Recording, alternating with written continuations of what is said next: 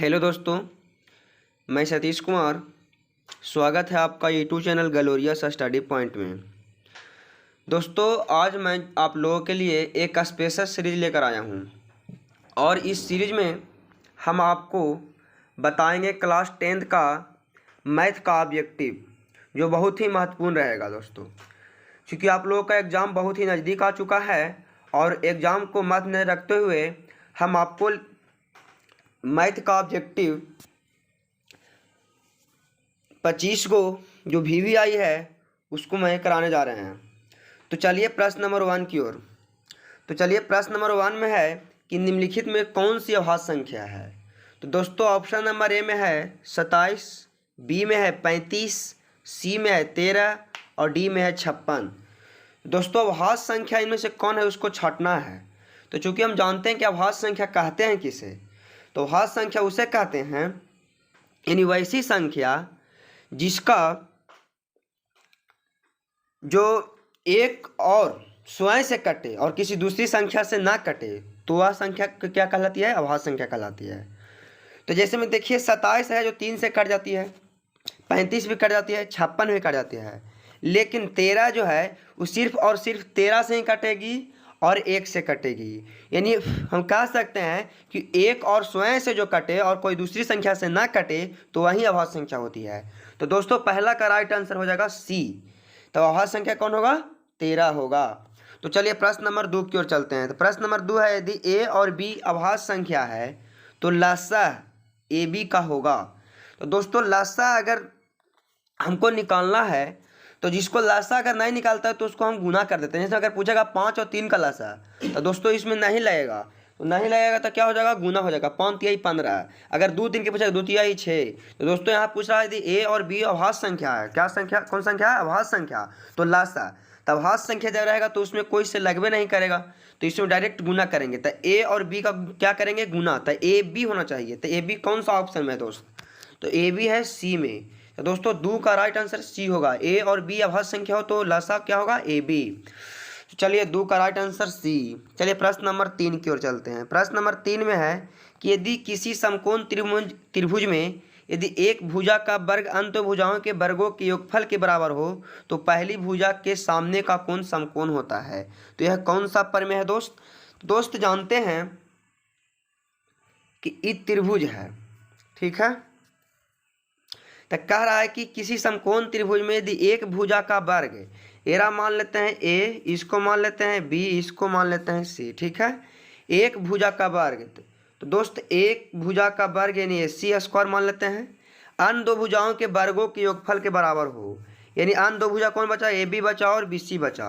यानी ए सी स्क्वायर बराबर A B square अब प्लस बी सी स्क्वायर, ठीक है दोस्त। तो चूंकि जानते हैं कि अगर एक भुजा का वर्ग अन्य दो भुजाओं के वर्गों के योगफल के बराबर होगा तो ये हम सिद्ध करते हैं कौन त्रिभुज में? पाइथागोरस के विलोम में, कि यहाँ पर कितना डिग्री होगा? 90 डिग्री होगा। तो यानी किसी समकोण त्रिभुज में यदि एक भुजा का वर्ग अन्य दो भुजाओं के वर्गों के योगफल के बराबर रहे तो पहली भुजा के सामने का कोण क्या होगा? समकोण होता है। तो यह कौन सा प्रमेय है दोस्त? तो यह प्रमेय पाइथागोरस का विलोम होगा, पाइथागोरस का विलोम। तो दोस्त इसका राइट आंसर डी होगा। तो 3 का राइट आंसर क्या होगा? डी। चलिए प्रश्न नंबर चलते हैं 4 की ओर। बिंदु 4 6 -4 6 दोनों अवस्थित है। ऑप्शन नंबर ए में है बाई अक्ष पर, बी में है एक्स अक्ष पर, सी में है एक्स अक्ष के एक ओर, डी में है बाई अक्ष के दोनों ओर। तो दोस्तों जानते हैं, देखिए इसको बोलते हैं एक्स, इसको बोलते हैं एक्स डैश, इसको बोलते हैं बाई, इसको बोलते हैं बाई डैश। ई जो है इसको बोलते हैं हम भुज और इसको बोलते हैं कोटि। क्या बोलते हैं? कोटि। दोस्त इसको बोलते हैं एक्स अक्ष, इसको बोलते हैं बाई अक्ष, और साथ साथ में इसको बोलते हैं क्षैतिज रेखा। क्या बोलते हैं? क्षैतिज रेखा। एक्स अक्ष वाला को बोलते हैं क्षैतिज रेखा और बाई अक्ष वाला को बोलते हैं उदार्घ रेखा। क्या बोलते हैं? उदार्घ रेखा। अगर ऑब्जेक्टिव में पूछ दिया जाए कि एक्स अक्ष वाला को क्या कहते हैं तो क्षैतिज रेखा, एक्स अक्ष वाला को भुज भी कहते हैं दोस्त, और बाई अक्ष वाला को कोटि कहते हैं, और क्या कहते हैं? उदार्घ रेखा कहते हैं, ठीक है। उसके बाद बोलता है हम कि 4 6 और -4 6 दोनों अवस्थित है। तो कहाँ अवस्थित है? देखिए यहाँ पर यह अगर ले लेते हैं 1 2 3 4 1 2 3 4 1 2 3 4 1 2 3 4। दोस्तों यहाँ पर देखिए इस साइड 1 2 3 4 1 2 3 4 1 2 3 4 1 2 3 4। तो दोस्तों ई पट्टी प्लस होता है, ई पट्टी माइनस होता है। +1 +2 +3 +4, इधर भी प्लस होगा, इधर माइनस होता है, इधर माइनस होता है। तो कह रहा है कि 4 6 4 और 6 एक साइड पर 4 होना चाहिए, बाई साइड पर 6। तो दोस्तों यहाँ पर हो जाएगा 4 6। फिर कहता है -4 6, तो -4 और 6 -6, तो -4 6 इधर हो जाएगा, यानी बाई अक्ष के दोनों ओर हो जाएगा, बाई अक्ष के दोनों ओर हो जाएगा। यानी राइट आंसर क्या होगा? डी। राइट आंसर क्या हो जाएगा? डी। यानी बिंदु 4 6 -4 6 दोनों अवस्थित है बाई अक्ष के दोनों ओर। चलिए प्रश्न नंबर 5 की ओर। प्रश्न नंबर 5 कहता है संख्या 2.13 1 1 3 1 1 1 1 3 1 1 1 1 3 3 डॉट डॉट डॉट होगा पूर्णांक संख्या, परमेय संख्या, परमेय संख्या इनमें से कोई नहीं। तो बताइए इसका राइट आंसर क्या हो जाएगा? तो चूंकि जानते हैं, अगर देखिए दोस्त, अगर ऐसा दिया रहे जब भी प्रश्न में यहाँ डॉट डॉट डॉट डॉट दिया रहेगा तो वह अपरिमेय संख्या होगा। क्या होगा? अपरिमेय संख्या। तो 5 का राइट आंसर सी हो जाएगा, 5 का राइट आंसर सी हो जाएगा। चलिए प्रश्न नंबर 6 की ओर चलते हैं। सह अभाज्य संख्याओं का मासा होता है। दोस्तों जानते हैं सह अभाज्य संख्या कहते हैं किसे? तो दोस्त सह अभाज्य संख्या वैसी संख्या जिन दो संख्याओं का महत्तम समावर्तक 1 होता है तो वह संख्या सह अभाज्य संख्या कहलाती है। यानी जिन दो संख्याओं का मासा निकालने पर 1 होगा, यानी HCF निकालने पर 1 होगा तो वह संख्या सह अभाज्य संख्या कहलाता है। तो दोस्त इसमें मासा देखिए 2 है, वो ऑप्शन नंबर में A 2 है, B में 1 है, C में 3 है और D में इनमें से कोई नहीं है। तो दोस्त इसका राइट आंसर क्या हो जाएगा? तो राइट आंसर बी हो जाएगा, यानी ऑप्शन नंबर बी, यानी 1 होता है राइट आंसर। सह अभाज्य संख्याओं का मासा कितना होता है दोस्त? 1। याद रखना एग्जाम की दृष्टि से बहुत भी भाई क्वेश्चन है कि सह अभाज्य संख्याओं का मासा होता है तो 1 होता है। दोस्त हम बताते चले कि 2 लगातार अगर ऑब्जेक्टिव पूछेगा कि 2 लगातार सम संख्याओं का मासा क्या होता है, तो दोस्त 2 लगातार सम संख्याओं का मासा होता है 2। अगर पूछेगा कि 2 लगातार विषम संख्याओं का मासा क्या होता है, तो दोस्त 1 होता है। जैसे में देखिए लगातार विषम संख्या, अगर देखिए विषम संख्या मान लीजिए 3 भी है और 5 भी है, ठीक है, तो 3 और 5 का जब HCF निकालेगा तो 1 होगा। अगर देखिए 2 और 4 का हम निकालेंगे HCF तो उसका राइट आंसर क्या होगा? जो 2 होगा, HCF निकालेंगे तो। कोई भी लगातार कोई सम संख्या ले लीजिएगा, जैसे में अगर मान लेते हैं आपको 8 और 10, 8 और 10, तो 8 और 10 का हम HCF निकालेंगे तो दोस्त कितना हो जाएगा? 2 होगा। जिसमें देखिए 8 10 का, तो 8 का 8, फिर 2 2 चौका 8, यानी इसका राइट आंसर क्या हो जाएगा? 2। यानी हम जान गए हैं कि 2 लगातार सम संख्याओं का महत्तम समावर्तक 2 लगातार सम संख्याओं का महत्तम समावर्तक 2 होता है। अगर प्रश्न में पूछ दिया जाए कि 2 लगातार विषम संख्याओं का महत्तम समावर्तक तो दोस्त 1 होता है। अगर एग्जाम में पूछ दिया जाए कि 2 लगातार अभाज्य संख्याओं का महत्तम समावर्तक, अभाज्य संख्याओं का महत्तम समावर्तक क्या होगा? तो 1 होगा। 3 पॉइंट याद रखिएगा कि 2 लगातार अभाज्य संख्याओं का मासा 1 होगा, 2 लगातार विषम संख्याओं का मासा 1 होगा, 2 लगातार सम संख्याओं का मासा 2 होगा। तो दोस्त एग्जाम की दृष्टि से बहुत ही भाई क्वेश्चन है। तो प्रश्न नंबर 6 हम लोग जान गए हैं कि सह अभाज्य संख्याओं का मासा होता है 1 होता है। चलिए प्रश्न नंबर 7 की ओर। तो प्रश्न नंबर 7 की ओर चलते हैं। 2 धनात्मक पूर्णांक A और B दिए रहने पर ऐसी अद्वितीय पूर्ण संख्याएं विद्यमान है कि A बराबर BQ प्लस R, जहाँ 0 < R B है। तो उपयुक्त कथन निम्न में से किसका कथन है? अंकगणित के आधारभूत प्रमेय का है, यूक्लिड विभाजन प्रमेय का है, कि यूक्लिड विभाजन एल्गोरिथम का है, कि डी इनमें से कोई नहीं होगा। तो दोस्त हम बताए थे कि a बराबर बी क्यू प्लस आर जो होगा, a बराबर बी क्यू प्लस आर जो होगा, यूक्लिड विभाजन एल्गोरिथम का होगा, यूक्लिड विभाजन एल्गोरिथम होता है। तो दोस्त 7 का राइट आंसर हो जाएगा ऑप्शन नंबर सी। क्या हो जाएगा दोस्त? यूक्लिड विभाजन एल्गोरिथम। तो चलिए प्रश्न नंबर 8 की ओर चलते हैं। बिंदु -12 और -18 का भुज है। तो दोस्त हम बताए थे कि एक्स अक्ष वाला को हम भुज बोलते हैं, तो एक्स अक्ष वाला को हम भुज बोलते हैं, वाई अक्ष वाला को कोटि बोलते हैं।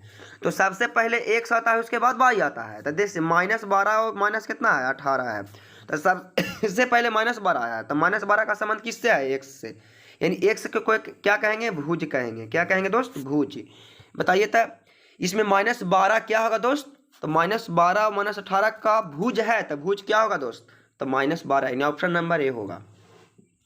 तो चलिए प्रश्न नंबर 9। प्रश्न नंबर 9 है कि बाई अक्ष का समीकरण है। तो दोस्त बाई अक्ष का समीकरण क्या होगा दोस्त?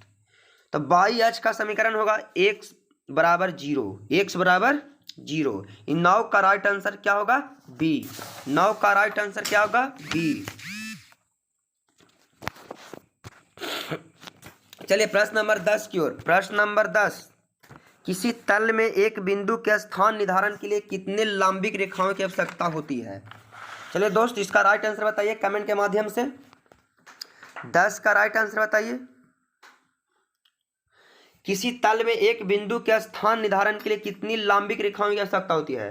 तो दोस्त देखिए, किसी भी तल में एक बिंदु के स्थान को निर्धारण के लिए कितने रेखा खींचें? कितने लंबिक रेखा? 2 लंबिक रेखा। यानी इसका राइट आंसर क्या हो जाएगा दोस्त? ऑप्शन नंबर बी, यानी 2 हो जाएगा। चलिए प्रश्न नंबर 11, एक क्षैतिज और दूसरी ऊर्ध्वाधर रेखाओं को प्रतिच्छेद करने वाली बिंदु को कहते हैं? दोस्तों बहुत ही वीवीआई क्वेश्चन है दोस्त।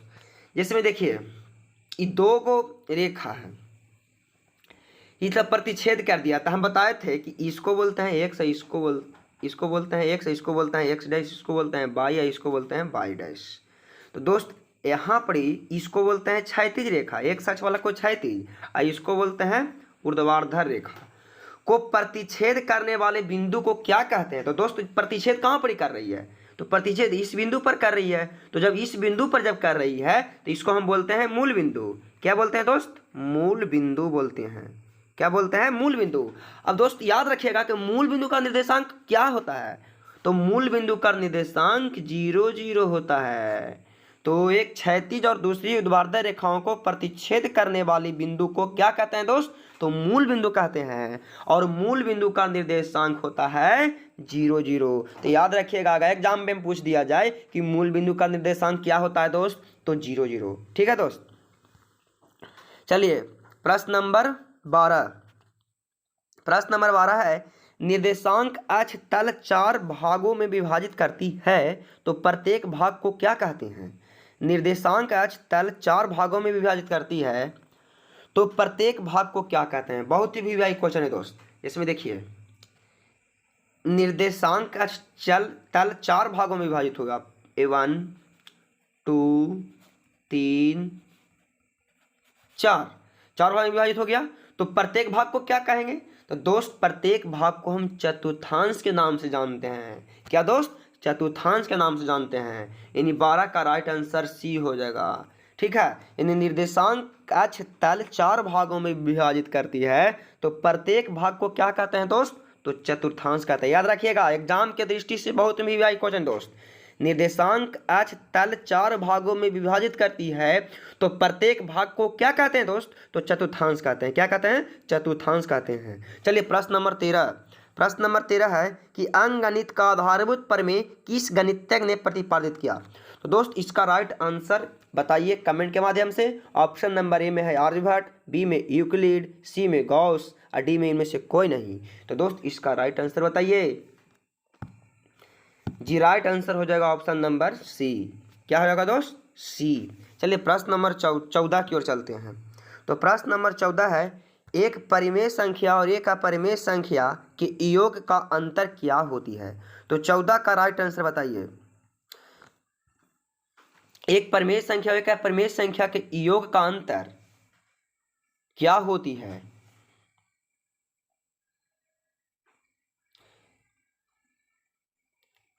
चलिए जिसमें एक परिमेय संख्या मान लेते हैं 3, ठीक है, और एक हम मान लेते हैं अपरिमेय संख्या √5। तब पूछ रहा है क्वेश्चन कि एक परिमेय संख्या और एक अपरिमेय संख्या के योग का अंतर क्या होती है। तो दोस्त इसका राइट आंसर दोस्त एक अपरिमेय संख्या ही होगी। योग और अंतर क्या होगी, एक अपरिमेय संख्या ही होगी। चलिए प्रश्न नंबर 15 जोड़ेंगे, अगर एक परिमेय और एक अपरिमेय को हम जोड़ेंगे चाहे घटाएंगे तो क्या होगा, अपरिमेय संख्या ही होगी। तो इसका 14 का राइट आंसर क्या होगा, बी होगा। चलिए राइट आंसर 15 के बताइएगा। रैखिक बहुपद के शून्यकों की संख्या होती है। दोस्त बताइए इसका राइट आंसर। चलिए दोस्त बहुपद हम पढ़ाए हैं, बहुपद में पढ़ाए थे कि बहुपद को पहचानने का तरीका कितना है। बहुपद पहचानने का तरीका कितना है बताए थे ना, कि बहुपद को पहचानने का चार तरीका है दोस्त। बहुपद को पहचानने का कितना तरीका है, 4 तरीका, ठीक है। पहला तरीका हम बताए थे कि बहुपद का घात ऋणात्मक होना चाहिए। ऋणात्मक मतलब कि धनात्मक, है ना, यानी ऋणात्मक नहीं होना चाहिए, यानी बहुपद का घात हमेशा धनात्मक होगा, ठीक है। दूसरा बताए थे कि उसके जो चर पद कभी भी हर के रूप में नहीं रहेगा। बहुपद कभी भी हर के रूप में बहुपद में चर जो है वो हर में नहीं रहेगा। तीसरा नियम बताए थे कि चर का घात कभी भिन्न या बटा में नहीं रहेगा। फिर बताए थे कि चर पद कभी भी अपूर्ण वर्ग में नहीं रहेगा। अगर ये 4 तरीका आप जान लेते हैं तो बहुपद से रिलेटेड जितना भी क्वेश्चन रहेगा उसको आप VVI, बहुपद से बहुत VVI क्वेश्चन पूछता है तो उसको आप मार दीजिएगा। तो दोस्तों बहुपद को 2 वर्गों में बांटा गया है। पहला मैंने पद के आधार पर और दूसरा घात के आधार पर, ठीक है। तो घात के आधार पर बहुपद 3 प्रकार के, पहला में रैखिक बहुपद, दूसरा में द्विघात बहुपद और तीसरा में त्रिघात बहुपद। तो दोस्तों रैखिक बहुपद का व्यापक रूप होता है ax + b, ठीक है। और रैखिक बहुपद में शून्यकों की संख्या पूछेगा तो 1 होगा, हलों की संख्या ही पूछेगा तो 1 होगा, ठीक है। यानी रैखिक बहुपद के शून्यकों की संख्या कितनी होती है दोस्त, 1 होती है, ठीक है। तो दोस्त रैखिक बहुपद का शून्यक के फार्मूला बताइए। तो रैखिक बहुपद के शून्यक बराबर होता है -b/a होता है, ठीक है। अगर पूछेगा द्विघात बहुपद के शून्यकों की संख्या तो 2 होगा, त्रिघात बहुपद के शून्यकों की संख्या तो 3 होगा, ठीक है। चलिए प्रश्न नंबर 16 की ओर चलते हैं। प्रश्न नंबर 16 है 2x² - 3x - 5 का एक शून्यक है। तो दोस्त इसका शून्यक निकालिएगा, इनमें से एक शून्यक निकालना है। तो जिसमें देखिए 2x² - 3x - 5 ये ना है। तो इसको देखिए निकालिएगा कैसे, जो 2x² - 3x - 5। देखिए फर्स्ट हम बताए थे गुणनखंड तोड़ने का नियम होता है फर्स्ट एंड लास्ट। तो फर्स्ट में है 2, x² गुणक 2 है और अंतिम में कितना है 5 है। तो 5 दूनी के 10। तो 10 को हमको ऐसा तोड़ना है कि जोड़ला या घटाला पर -3 आवे के चाहिए, ठीक है दोस्त। तो 10 को हमको ऐसा तोड़ना है कि जोड़ला या घटाला पर -3 आवे के चाहिए। तो 2 × 5 = 10। तो दोस्त देखिए 2x², फिर होता है -2x, तो दोस्त फिर हो जाएगा +5x और -5। तो इसमें 2x कॉमन लेंगे तो हो जाएगा कितना, x और कितना हो जाएगा 2x कॉमन लेंगे तो x माइनस, ठीक है ना, -3x -2x + 5x, तो -3, सॉरी गलती लिखा होगा, गलती हो गया है। जिसमें देखिए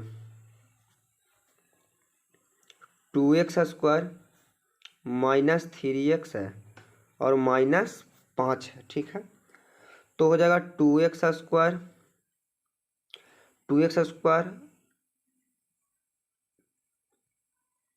2x और -5x और -5। तो दोस्त यहाँ 2x कॉमन लेंगे तो हो जाएगा x + 1 और यहाँ पर -5 कॉमन लेंगे तो x और प्लस O1 हो जाएगा। तो दोस्त x प्लस O1 बराबर 0, तो x बराबर कितना -1। ठीक है, तो -1 इसमें से एगो मिल रहा है ना दोस्त, तो इसका राइट आंसर क्या हो जाएगा? इसका राइट आंसर हो जाएगा option number B, 2x² minus 3x minus 5 का एक शून्य क्या होगा? -1 होगा। और एक और निकलेगा तो ऑप्शन में नहीं है, तो इसका राइट आंसर हो जाएगा बी। चलिए प्रश्न नंबर 17। प्रश्न नंबर 17 कहता है 6x² माइनस 11x प्लस 3 के शून्यकों का योग होगा। तो दोस्त शून्यकों का योग, तो शून्यकों का योग के मतलब होता है alpha plus beta. Alpha plus beta, तो अल्फा प्लस बीटा बराबर दोस्त होता है -b/a। अगर पूछेगा शून्यकों का गुणनफल यानी अल्फा इंटू बीटा, तो अल्फा इंटू बीटा का फॉर्मूला होता है c/a। c/a। तो हमको पूछ रहा है शून्यकों का योग, कुछ पूछ रहा है दोस्त शून्यकों का योग। तो दोस्त यहाँ पर हो जाएगा a बराबर 6, b बराबर -11 और c बराबर 3। तो शून्यकों का योग के मतलब होता है दोस्त अल्फा प्लस बीटा -b/a, तब -11/a, तो एक यहाँ पर 6, तब माइनस माइनस हो जाएगा +11/6। तो बताइए राइट आंसर क्या हो जाएगा दोस्त? क्या कितना आया था? -b/a, तो हो जाएगा -b/a, तो माइनस पहले से, अब b के यहाँ पर -11 है, a के यहाँ पर 6 है, तब माइनस गुना माइनस कुछ होता है प्लस, यानी 11/6। Option number B, option number क्या हो जाएगा? बी, यानी 6x² माइनस 11x प्लस 3 के शून्यकों का योग होगा 6/11। चलिए प्रश्न नंबर 18 दोस्त। प्रश्न नंबर 18, निम्नलिखित व्यंजकों में से कौन एक चर में बहुपद है? एक चर में बहुपद होना चाहिए, बहुपद तो इसमें है साहब, परंतु एक चर होना चाहिए, तो बताइए कौन हो जाएगा? निम्नलिखित व्यंजकों में से कौन एक चर में बहुपद है? चर एक होना चाहिए, तो बताइए कौन होगा? तो 18 का राइट आंसर है, देखिए 4 एक ही है इसमें y², तो इसको हो जाएगा ऑप्शन नंबर है 18 का। चलिए प्रश्न नंबर 19। प्रश्न नंबर 19, निर्देशांक अक्ष के क्षैतिज रेखा को क्या कहते हैं दोस्त? बताए थे ना कि क्षैतिज रेखा को क्या कहते हैं। जैसे में देखिए यहाँ पर ही हो जाएगा x डैश y डैश। तो दोस्त इसको x डैश को हम x भुज भी कहते हैं और क्षैतिज रेखा भी कहते हैं। क्या बोलते हैं? क्षैतिज रेखा। ठीक है दोस्त, तो क्षैतिज रेखा को क्या कहते हैं? तो x अक्ष या y अक्ष कि z अक्ष? तो क्या हो जाएगा दोस्त? x अक्ष, इन ऑप्शन नंबर ए।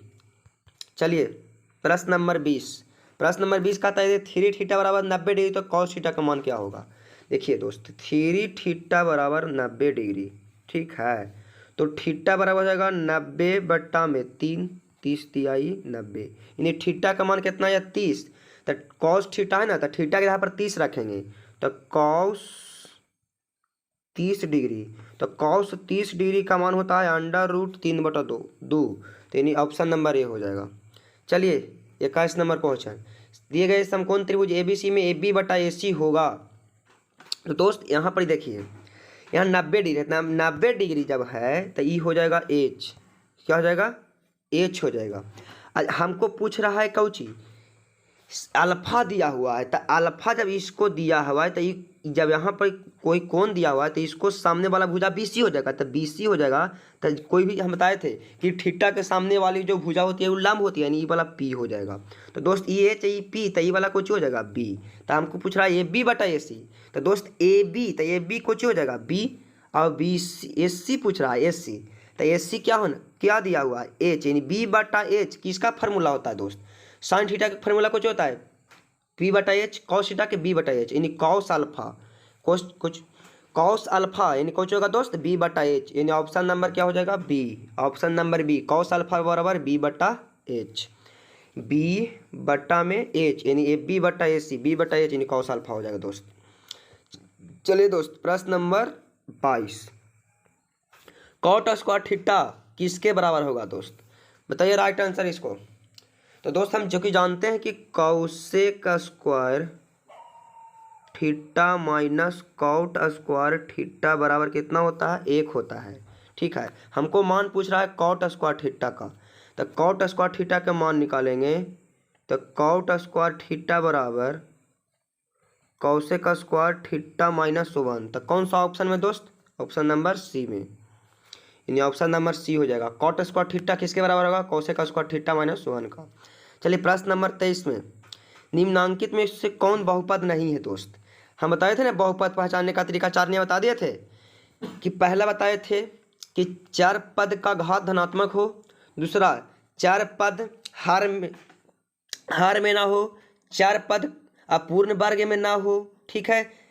तो दोस्त इसमें बताइए कि का उन अपूर्ण वर्ग में, देखिए 4 पद यहाँ पर ही जो है ये रूट में है, रूट में हम बताए थे कि नहीं रहना चाहिए। और देखिए इसका घात धनात्मक है, बहुपद होगा, इसको घात धनात्मक है, बहुपद होगा, यहाँ पर ही घात धनात्मक बहुपद होगा, तो कौन बहुपद नहीं होगा दोस्त? तो इसका राइट आंसर हो जाएगा ऑप्शन नंबर बी, यानी √3√x प्लस x√2। 23 का राइट आंसर क्या होगा दोस्त? Option number B. 23 का right answer option number B. कौन बहुपद नहीं है दोस्त? Option number B. चलिए प्रश्न नंबर 24, π/2x² प्लस x में x² का गुणांक। तो दोस्त x² का गुणांक क्या होगा? x² का गुणांक π/2 हो जाएगा, यानी ऑप्शन नंबर ए हो जाएगा, ऑप्शन नंबर ए। चलिए 25 number question, 5x³ plus 4x² plus 7x का घात होगा। दोस्त इसमें सबसे अधिकतम घात कौन होगा दोस्त? तो 3, यानी ऑप्शन नंबर सी। चलिए आज भर इतना ही दोस्त। इसी तरह अगर वीडियो अगर अच्छा लगे तो अपने दोस्तों के पास शेयर करिए, और जो भी नज़दीकी लड़का है उसको पास शेयर करें, ज़रूर शेयर करें दोस्त, और हमारा चैनल को सब्सक्राइब करें, लाइक करें। धन्यवाद दोस्त।